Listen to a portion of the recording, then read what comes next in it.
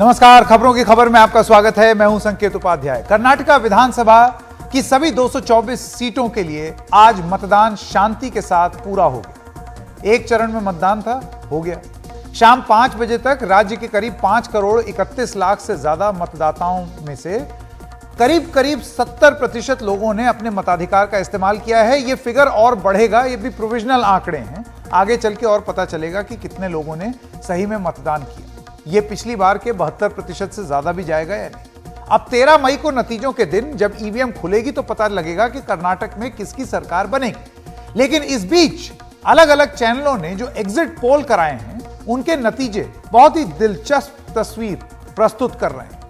अब तक 10 exit poll सामने आए हैं, जिनमें से 6 एग्जिट पोल कांग्रेस की सरकार बनाते दिख रहे हैं। तो अगर एग्जिट पोल की माने तो आज कांग्रेस पार्टी बहुत खुश होगी, क्योंकि 6 एग्जिट पोल 10 में से 60% स्ट्राइक रेट कांग्रेस पार्टी की तरफ, जबकि 2 एग्जिट पोल पूर्ण बहुमत से बीजेपी की सरकार बताते दिख रहे हैं और 2 एग्जिट पोल ऐसे हैं जो कि त्रिशंकु विधानसभा यानी कि हंग मैंडेट दिखा रहे हैं। सबसे पहले देखते हैं कि कौन से एग्जिट पोल कर्नाटक में कांग्रेस की सरकार बनाते हुए दिख रहे हैं। और इससे पहले जैसे कि हम ये आंकड़े आपको दिखा रहे हैं, मैं यहां पर स्टूडियो में स्वागत करना चाहता हूं प्रोफेसर संजय कुमार का भी।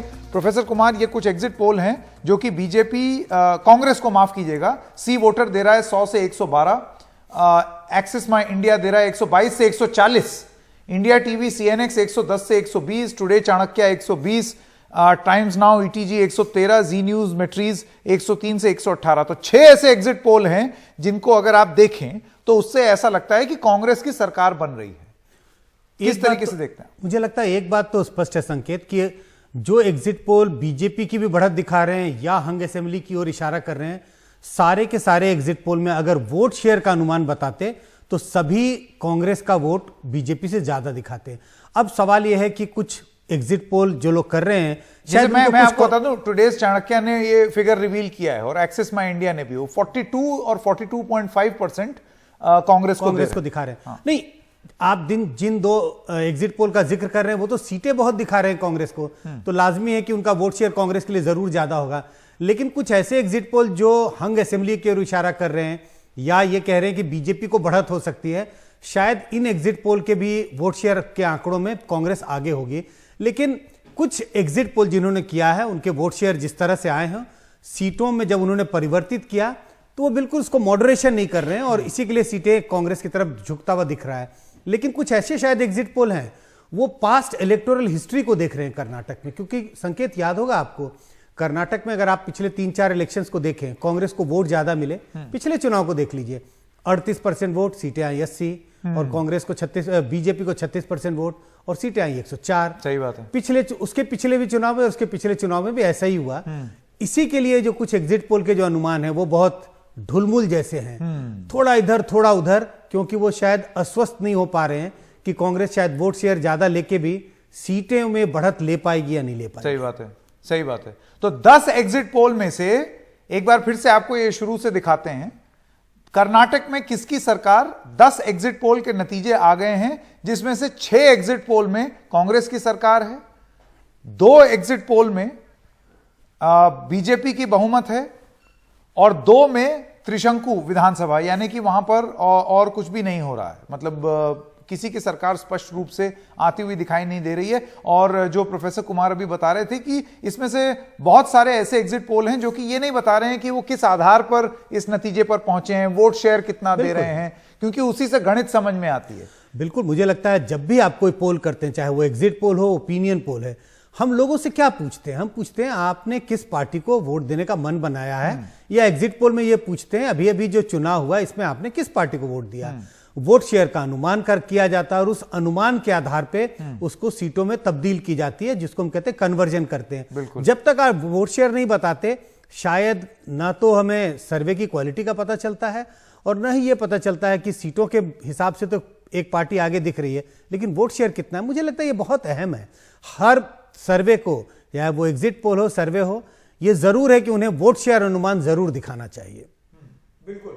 दर्शकों को यह भी बता दें कि 2 जो एग्जिट पोल हैं जो कि बीजेपी की सरकार बना रहे हैं प्रोफेसर कुमार, उसमें से एक है न्यूज नेशन सीजीएस और एक है सुवर्णा जन की बात, और त्रिशंकु विधानसभा जो 2 पोल बता रहे हैं, एक है रिपब्लिक टीवी का पोल और दूसरा है TV9 भारतवर्ष। तो ये 2 बीजेपी को जिता रहे हैं, 2 हंग मैंडेट और 6 ऐसे हैं जो कि एक तरीके से स्पष्ट बहुमत दे रहे हैं कांग्रेस पार्टी के लिए। अब मैं आपसे एक सवाल प्रोफेसर कुमार ये जानना चाहता हूं कि चलिए ये तो सर्वेक्षण या जो एग्जिट पोल है उसके बारे में या उनकी अंडरस्टैंडिंग है, उनकी स्टडी है, लेकिन जमीन पर अगर हम ये मानते हैं, इसमें एक बहुत बड़ा अगर लगा देते हैं कि अगर ये एक ट्रेंड है, बिल्कुल, तो ये क्या दर्शाता है?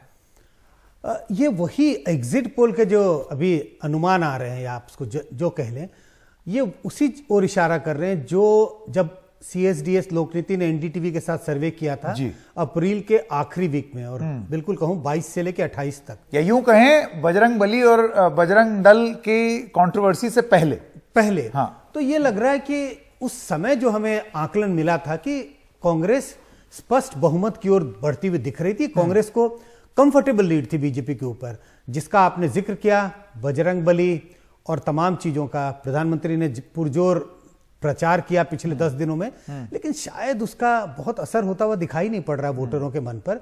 अगर ऐसा हुआ होता तो शायद कुछ ज्यादा एग्जिट पोल बीजेपी की बढ़त दिखाते, लेकिन कम से कम जिस बात का आप जिक्र कर रहे हैं, 10 में से 6 एक तरफ कांग्रेस की तरफ, 10 में से 2 बीजेपी की तरफ, और 2 ये कह रहे हैं कि हंग असेंबली का अनुमान है। मैं एक सवाल आपसे और पूछना चाहता हूं, अगर बजरंग बली, बजरंग दल ये विवाद ना होता, जिसको अभी जफर इस्लाम हमारे यहाँ आए थे, बीजेपी के सांसद हैं, उनका यह कहना था जब कांग्रेस लूज बॉल डालेगी तब तो हम छक्का मारेंगे, ये उनका विश्लेषण है। तो जाहिर सी बात है कि इसका पूरी तरीके से राजनीति में उपयोग भारतीय जनता पार्टी ने किया।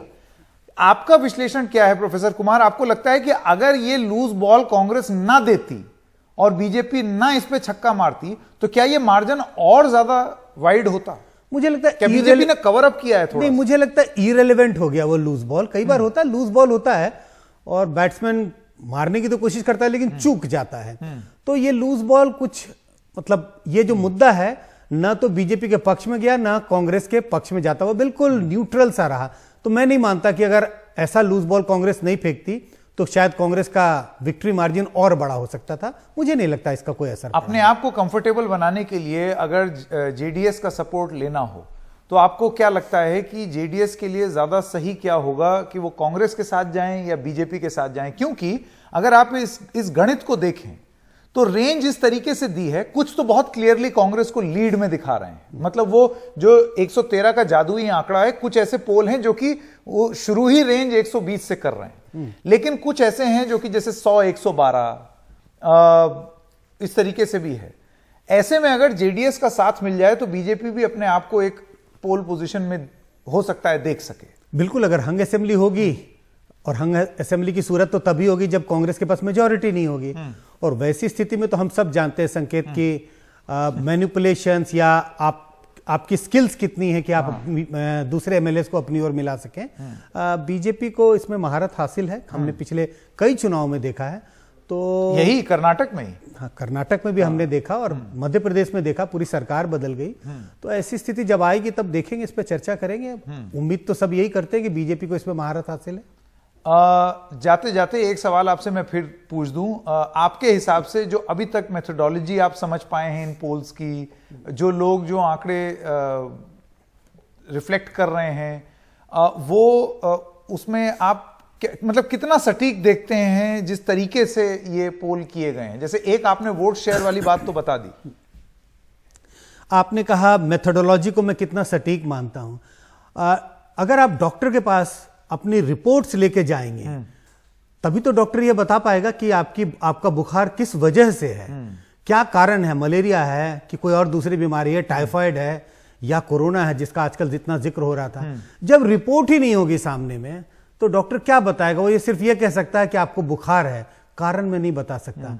आप जिस एक्यूरेसी या मेथोडोलॉजी की बात कर रहे हैं, जब तक ये पोल्स हमारे सामने मेथोडोलॉजी नहीं बताएंगे हम इसके बारे में कुछ कहने के लिए सक्षम नहीं है। बिल्कुल, इसमें से जो 2 बड़े पोल हैं जो कि साफ साफ तौर पर कांग्रेस को लीड में दिखा रहे हैं या जिता रहे हैं, उन्होंने अपनी मेथोडोलॉजी भी बताई है और उन्होंने अपना वोटिंग परसेंटेज भी बताया है। बिल्कुल। लेकिन बहुत सारे ऐसे पोल्स हैं जो कि या तो त्रिशंकु सरकार बता रहे हैं या फिर बीजेपी की बढ़त बता रहे हैं। उसमें ये चीज जो फैक्चुअल बात हम बताएं वो अभी ये चीज सामने नहीं आई।